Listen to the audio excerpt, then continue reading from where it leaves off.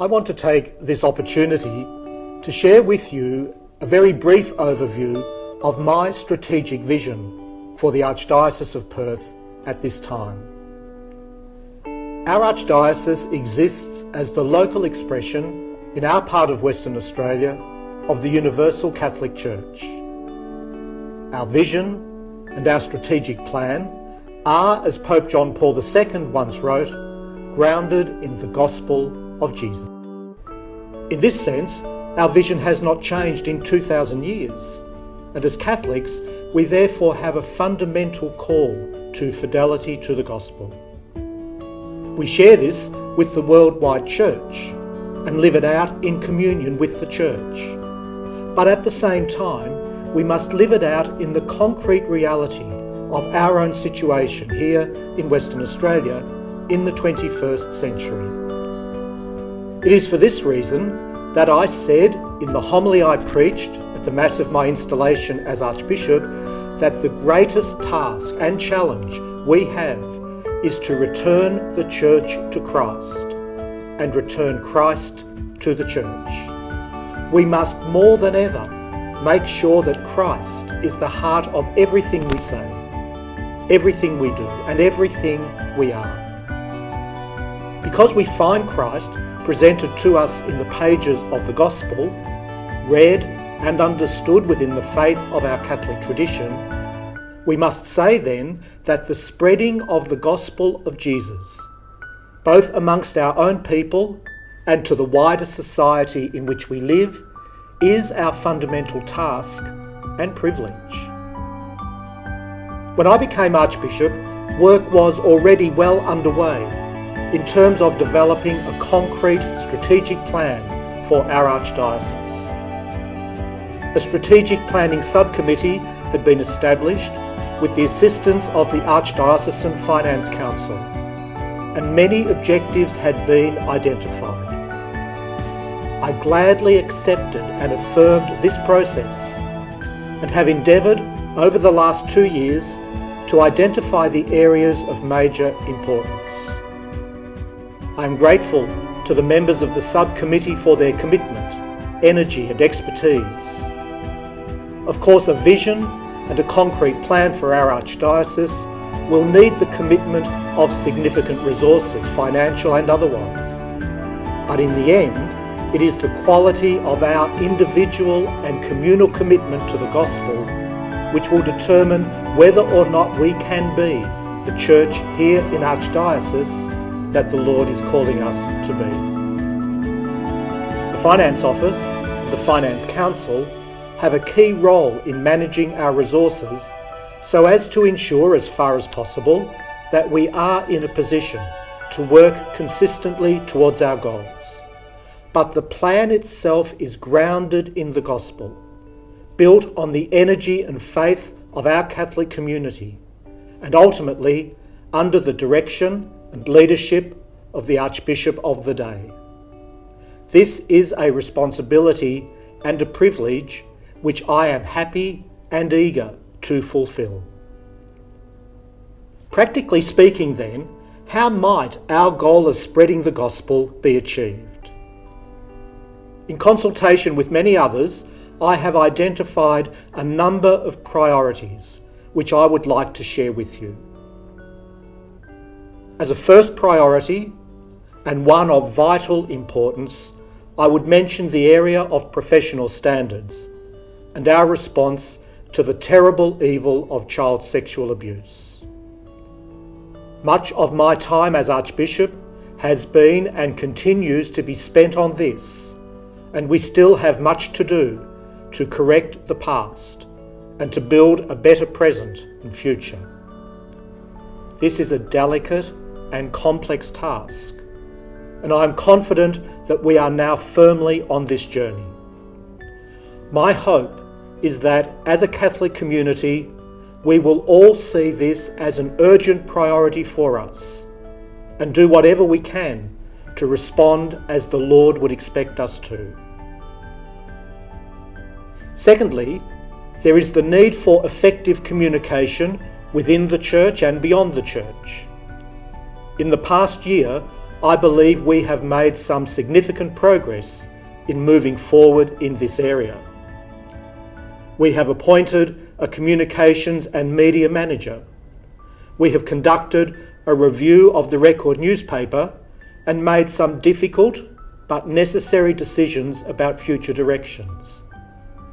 We are presently creating a new website and intranet, and we are strengthening our relationships with the media in general. Thirdly, and very importantly, I see it as one of my major priorities to offer support to all of our priests. Our church is a Eucharistic community shaped by the Lord's gift of Himself to us in the Eucharist, and our priests are the ones called by the Lord to be at the heart of our Eucharistic communities as their shepherd leaders. I am conscious that our clergy, both priests and deacons, are faced with many difficult challenges. We all have a responsibility to care for our priests, to support them, to pray for them, and to offer them whatever encouragement and cooperation we can.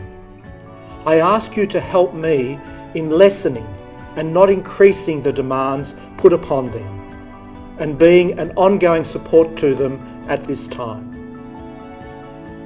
Essential to the care of our priests is the fostering of vocations to the priesthood and the religious life.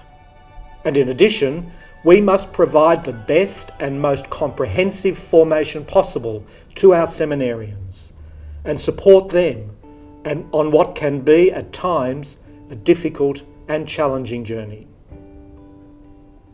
As a fourth priority, I would stress the need to strengthen and revitalise our parishes. It is in the parish that our life as Catholics is lived out in the concrete. Among the many things I would hope to see, I would like to mention the following. Firstly, we must make the parishes places where more and more people can encounter God, especially in the liturgy and in the wider spiritual life of the parish.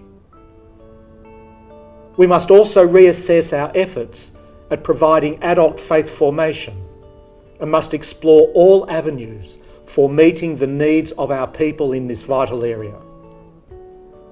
To this end, we need, I believe, to establish a structure for coordinating our evangelisation programs and efforts across the Archdiocese. We must also seek to recapture the understanding of our parish primary schools, even when they are part of a larger K-12 college, as works of the parish community rather than as institutions somehow independent of the local parish. We must review the functioning of parish pastoral councils and parish finance committees and provide ongoing formation for these groups.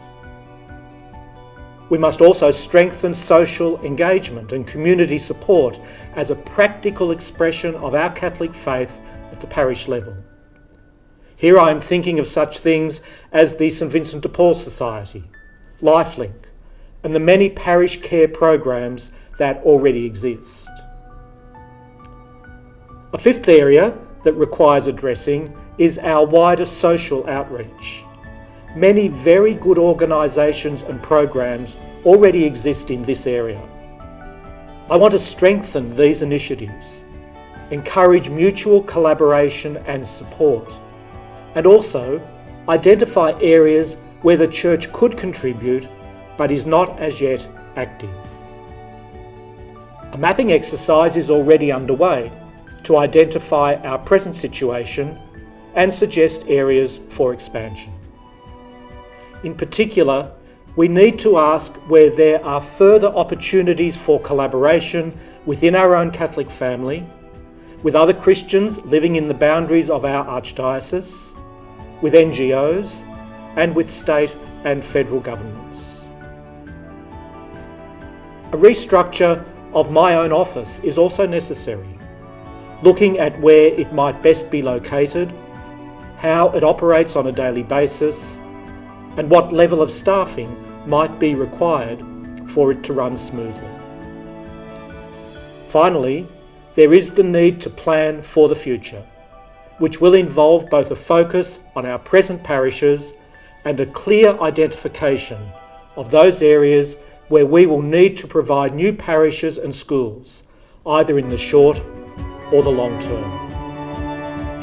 So there is much for us to do. The matters I have mentioned do not in any way exhaust the challenges and opportunities before us.